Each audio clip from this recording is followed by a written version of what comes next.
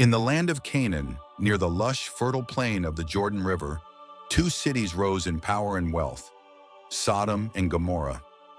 Their streets were bustling, their buildings grand, and the land around them looked like the garden of the Lord, a paradise for the eyes. But the people, their hearts were far from God.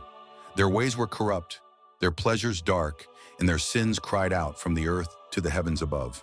In that same land, high on a hill far from the cities, lived a man named Abraham, a man of faith, a man who walked with God. One day, three visitors came to Abraham, strangers by appearance, but divine in presence. One of them was the Lord himself. As Abraham offered food and rest, he heard something that shook him. The Lord said, "Shall I hide from Abraham what I am about to do?" Then he spoke, "The outcry against Sodom and Gomorrah is great. Their sin is very grievous. I will go down to see if what they have done is as bad as the outcry that has reached me." Abraham's heart was stirred. His nephew Lot lived in Sodom. Could it be true? Desperate, Abraham stepped forward and said, "Will you indeed sweep away the righteous with the wicked?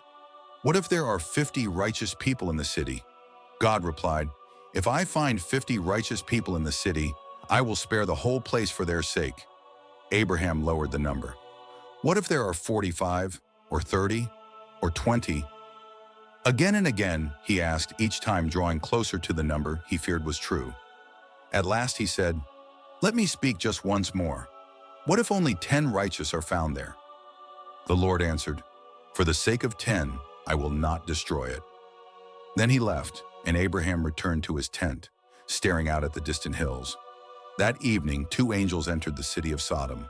They came as men, unnoticed by most, but not by Lot. He saw them at the city gate and bowed low. "Please come to my house," he said. "Spend the night, wash your feet." The angels said they would spend the night in the square, but Lot insisted.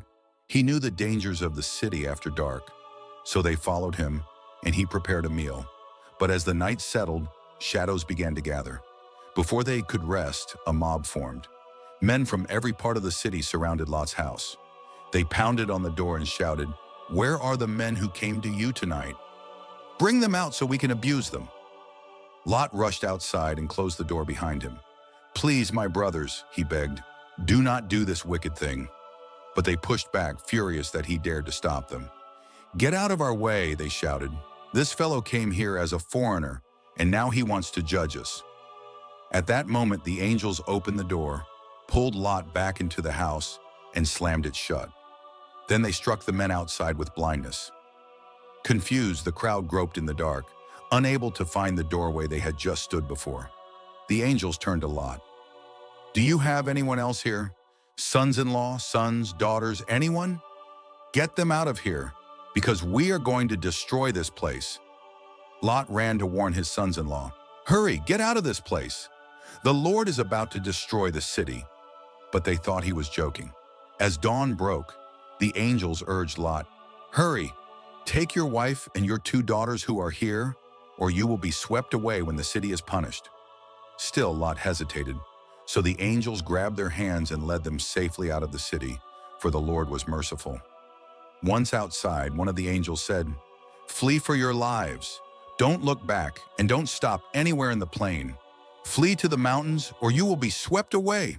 Lot begged, "Please let me flee to a small town nearby. It is close and small." The angels agreed.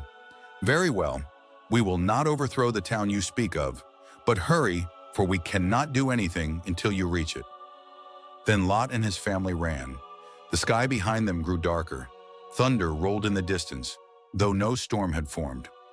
As soon as Lot reached the small town of Zoar, the judgment came. Fire and sulfur rained down from the Lord out of heaven. It poured like a storm, only it burned. The ground shook. The buildings melted. The pride and arrogance all turned to ash. Everything living in the cities and even the vegetation was consumed. A dark column of smoke rose into the sky, like a furnace from the depths of the earth. But in the midst of their flight, Lot's wife turned and looked back. Just one glance toward the life she had left behind.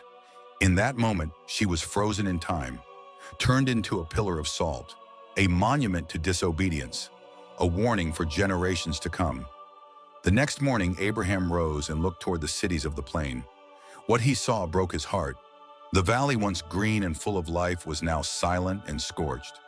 Thick smoke rose in the distance like the breath of the earth itself. Yet even in wrath, God remembered mercy. Lot was spared not because of his righteousness, but because of God's compassion in the prayers of Abraham. And so the tale of Sodom and Gomorrah stands, a story of sin that refused to repent, of mercy that tried to rescue, and of a judgment that finally came. A story not only of fire from heaven, but of a God who sees, who waits, who warns, and who does not forget.